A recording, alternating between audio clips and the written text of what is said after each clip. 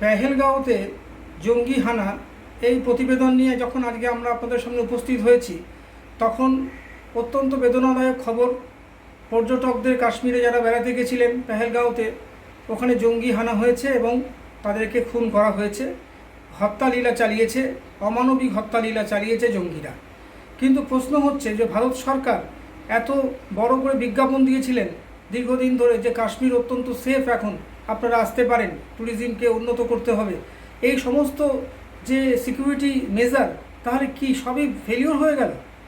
প্রধানমন্ত্রী বিদেশ সফর ছাঁটাই করে তিনি চলে এসেছেন। আজকে সকালবেলা দেশে গুরুত্বপূর্ণ মিটিং করেছেন। অমিত শাহ ছুটে গেছেন পেহেলগাঁওতে। কিন্তু সব কিছু ঠিক আছে, কিন্তু বলি হলো কারা? আপনার আমার মতো সাধারণ মানুষ। পশ্চিমবঙ্গেরও কিছু লোক মারা গেছে, অন্যান্য জায়গারও অনেকে গেছিলেন যারা পর্যটক, তারা সুন্দর এই গরমে ঠান্ডা জায়গায় যখন বেড়াতে গেছেন, তখন তাদের উপরে কিভাবে নেমে এলো এই হত্যালীলা। পাকিস্তানের জঙ্গি সংগঠন এর দায় স্বীকার করেছেন। কিন্তু আমাদের প্রশ্ন একটাই, যে নিরীহ মানুষের প্রাণ নিয়ে এরকম রক্তের হোলি আর কতদিন চলবে? ভারত সরকার এখনও কেন চুপ করে বসে থাকবে? কেন পাকিস্তানকে তারা অ্যাটাক করছে না? কেন পাকিস্তানের জঙ্গিদের একদম গুড়িয়ে দিচ্ছে না? মার্কিন যুক্তরাষ্ট্র থেকে আরম্ভ করে বিশ্বের অন্যান্য বড় বড় দেশ, তারা যখন ভারতের সঙ্গে আছে, তখন কেন এত ভয়, কেন এত দ্বিধা, কেন এত ডিলে করছেন? আপনাদের সারা এক একটা লোকের প্রাণ অত্যন্ত অমূল্য। আপনাদের কি সেগুলো কোনো খেয়াল থাকে না? আপনাদের প্রাণ যাচ্ছে না বলে আপনারা খুব আনন্দে আছেন। আজকে সাধারণ নিরীহ মানুষের প্রাণ চলে গেল, কি বলবেন এরপরে? এরপরে কোন মানুষ আর কাশ্মীরে বেড়াতে যাবে বলুন তো? ওখানকার ট্যুরিজমের কী অবস্থা হবে? অত্যন্ত দুঃখের শুধু নয়, একটা অত্যন্ত উদ্বেগেরও কারণ। সারা পৃথিবী এটা নিন্দা করেছে, এটা যেমন সে তেমনি ভারতবর্ষের সমস্ত রাজনৈতিক দলও এর নিন্দা করছে। কিন্তু প্রশ্ন হলো যে নিন্দা শুধু করলে কি হবে? কেন একটা কঠোর স্টেপ নিচ্ছেন না ভারত সরকার? আপনারা কেন পাকিস্তানের জঙ্গি সংগঠনগুলোকে একদম পুরো ঘুরিয়ে দিচ্ছেন না? আপনাদের দেশে ক্ষমতা আছে।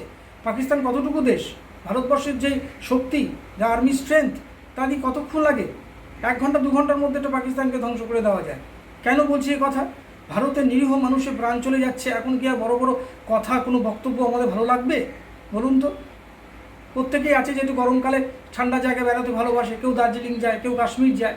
সাধারণ ঘরের লোক কিছু পয়সা জমিয়ে হয়তো বেড়াতে গেছিলেন, আজকে তাদের নিথর দেহ ফিরছে তাদের কাছে।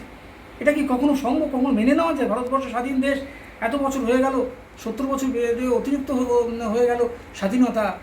আপনি 26শে জানুয়ারি, 15ই আগস্ট আপনার পতাকা তুলছেন, কত বড় বড় কথা বলছেন, অথচ সামান্য সিকিউরিটিটা দিতে পারছেন না। কী করছিল ওখানকার সিকিউরিটি অফিসাররা? কী করছিল ওখানকার আর্মিরা?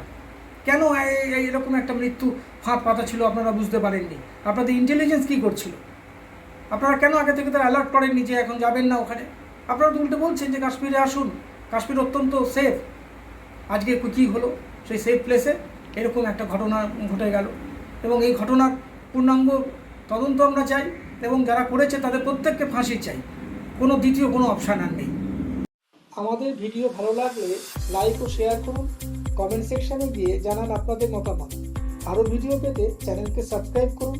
প্রতি মুহূর্তে খবরের আপডেট পেতে প্রেস করুন বেল আইকন।